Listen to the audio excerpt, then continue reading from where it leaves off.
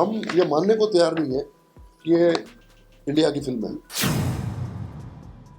अब जब Oscar nomination के दिन आते हैं तो हिंदुस्तान के कुछ प्रोड्यूसर जो हैं वो फ्रेम में आते हैं और वो फिल्म को टेक ओवर करते हैं।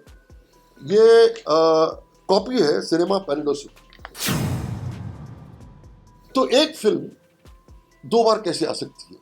तो हम ये सवाल पूछना चाहते हैं, FWIC ये सवाल पूछना चाहता है इस बॉडी से, FFI से, कि अगर जो फिल्म 2021 में भी काबिल थी आने की, इसका मतलब उस हिसाब से उसका सेंसर हुआ होगा, उस हिसाब से उसकी एंट्री हुई होगी, तो 2022 में वापस उसकी एंट्री कैसे हो गई? ये गवर्नमेंट का डिसीजन होना चाहिए, गवर्नमेंट की बॉडी होनी चाहिए और गवर्नमेंट को ये पूरा टेक ओवर कर लेना चाहिए। ये किसी प्राइवेट ऑर्गेनाइजेशन के हाथ में नहीं होना चाहिए। एंड मिनिस्टर साहब से, अनुराग ठाकुर साहब से, कि please look into this selection, इसको रिवर्स करिए, इस डिसीजन को, इस ऑस्कर नॉमिनेशन को, एक नई जूरी बिठाइए, गवर्नमेंट के थ्रू एक नई जूरी बैठनी चाहिए। देखिए दोस्तों, ऐसा है कि FWIC जो है ये लगभग 31 क्राफ्ट्स की एसोसिएशन है। ये समझना आप लोगों का बहुत ज़रूरी है, क्योंकि आपके द्वारा लोगों को भी समझना जरूरी कि कौन है ये। हमारे इंटरनेट पे वो 31 ऑर्गेनाइजेशंस हैं जिनका नाम है, जो डिफरेंट क्राफ्ट्स हैं। एडिटर एसोसिएशन है, डायरेक्टर एसोसिएशन है, डांसर एसोसिएशन है, सब जितनी भी जिससे फिल्में बनती हैं क्राफ्ट से, वो सारे जो है वो हिस्सा है इस एसोसिएशन के, इस मदर बॉडी के। जैसे ही ये फिल्म का नाम अनाउंस हुआ तो फिल्म से कोई FWIC को आपत्ति नहीं है। जो सिस्टम है, सिस्टम जैसा मैंने आपसे कहा, सिस्टम में कुछ क्वेश्चंस रेज हुए हैं, कुछ डाउट्स रेज हुए हैं, और उस डाउट्स को पब्लिक के सामने लाना या मिनिस्ट्री के सामने लाना या सिस्टम के सामने लाना FWIC का एक फर्ज बनता है। इसलिए हमने ये प्रेस कॉन्फ्रेंस बुलाई है। पहला जो पॉइंट है, ये फिल्म जो है ये हम ये मानने को तैयार नहीं है कि ये इंडिया की फिल्म है। देखिए गलत ट्रेंड कैसे शुरू होगा। एक ऑनलाइन ऑरेंज जो है वो प्रोड्यूसर्स है, बाहर की कंपनी है, उन्होंने ये फिल्म प्रोड्यूस की। ये उनका वेबसाइट है, इस वेबसाइट पे इनकी फिल्म थी, बहुत साल पहले ये फिल्म बनी है और इन्होंने ये फिल्म प्रोड्यूस की है। इसके टेक्नीशियंस भी बाहर के हैं, सारे लोग बाहर के हैं, डायरेक्टर शायद हिंदुस्तान का है, वो ठीक है। प्रोडक्शन जो है ये बाहर हुई है फिल्म। अब जब ऑस्कर नॉमिनेशन के दिन आते हैं तो हिंदुस्तान के कुछ प्रोड्यूसर जो है वो फ्रेम में आते हैं और वो फिल्म को टेक ओवर करते हैं, और एक रूटिंग जो है इस फिल्म की, किसी भी फॉरेन फिल्म की, थ्रू इंडिया, ताकि वो फॉरेन फिल्म्स में उनका वो नाम आ जाए और वो फिल्म जो है काबिल बन जाए उस नॉमिनेशन के लिए या ऑस्कर के नॉमिनेशन के लिए। तो पहला डाउट ये है कि हम ये मानने को तैयार नहीं है कि ये फिल्म जो है ये इंडिया की फिल्म है। आपने लास्ट मोमेंट में किसी इंडियन प्रोड्यूसर्स ने उसको ले लिया, इससे हिंदुस्तान की फिल्म नहीं हो सकती है, और ये गलत ट्रेंड है। फिर तो ऐसे अब्रॉड में सब जगह फिल्में बनेगी, लास्ट मोमेंट में कोई चेहरा सामने आ जाएगा हिंदुस्तान से, वो अपना नाम दे देगा और फिल्म जो है वो रूट हो जाएगी इंडिया के थ्रू फॉर ऑस्कर्स। तो ये बहुत बड़ा सवाल है, हम लोग ने रेज करने की कोशिश की है। दूसरा जो पॉइंट है कि ये फिल्म जो है ये कॉपी है सिनेमा पैराडोस की।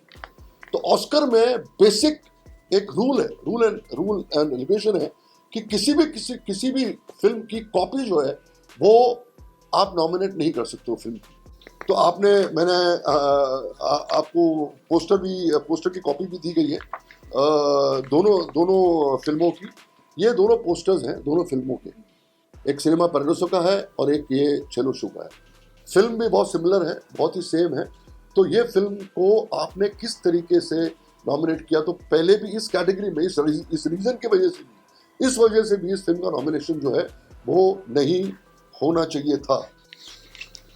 एक बहुत ही इंपॉर्टेंट मुद्दा इसमें एक और है कि ये फिल्म 2021 में भी एंट्री ली थी। इसमें चेयरमैन साहब जो हैं इस जूरी के, उन्होंने स्टेटमेंट दिया कि पिछले साल भी फिल्म आई थी।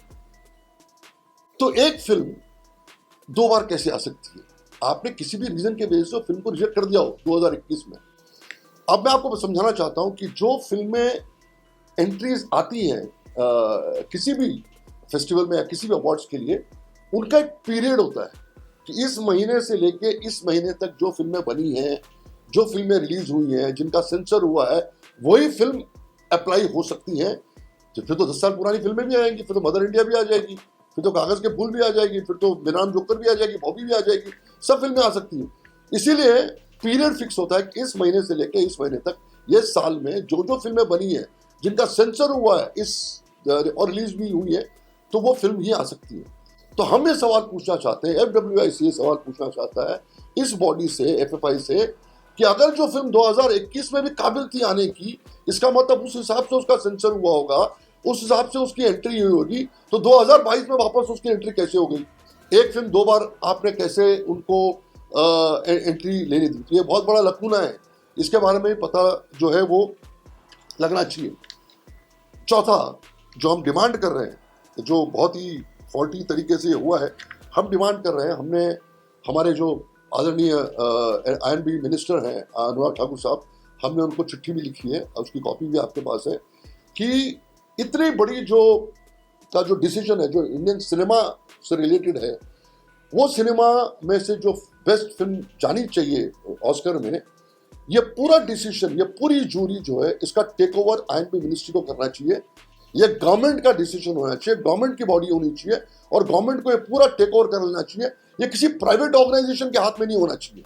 ये FWIC आज खुले मंच पर आप लोगों के द्वारा ये डिमांड करती है कि ये पूरा जो लकूना ओरिएंटेड, जो फॉल्टी सिस्टम है, एक प्राइवेट बॉडी जो है, वो इतने बड़े डिसीजन को, इतना बड़े सिनेमा इंडस्ट्री को, इतनी बड़ी फिल्म इंडस्ट्री हमारी है, इतने टैलेंटेड लोग हैं, उसकी डिग्निटी को मेंटेन करने के लिए, उसको एकदम हल्के तौर पे न लेने के लिए, ये जैसे नेशनल अवार्ड्स होते हैं, फेस्टिवल्स होते हैं, INB मिनिस्ट्री कैपेबल है।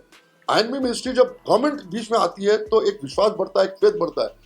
तो एक प्राइवेट ऑर्गेनाइजेशन, और हमें तो पता चला है कि गवर्नमेंट फंड भी करती है इस पूरे प्रतिक्रिया को, FFI को, शायद प्रोड्यूसर्स जो सिलेक्ट होते हैं उनको पैसे भी मिलते हैं।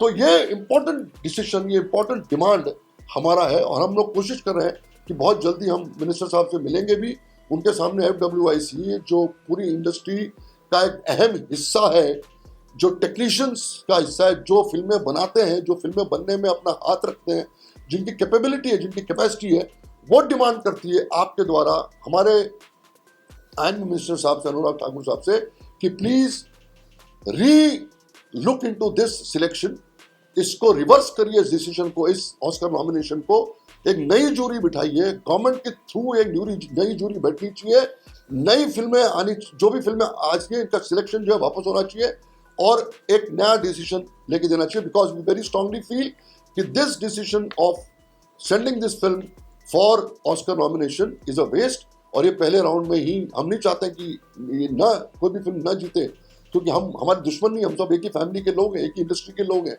लेकिन जो ये सिस्टम है, जो हल्के रूप से, जो बहुत ही कैजुअल रूप से हमें लगता है कि चीज़ों का चयन हुआ है, उसको हम कंडेम करते हैं।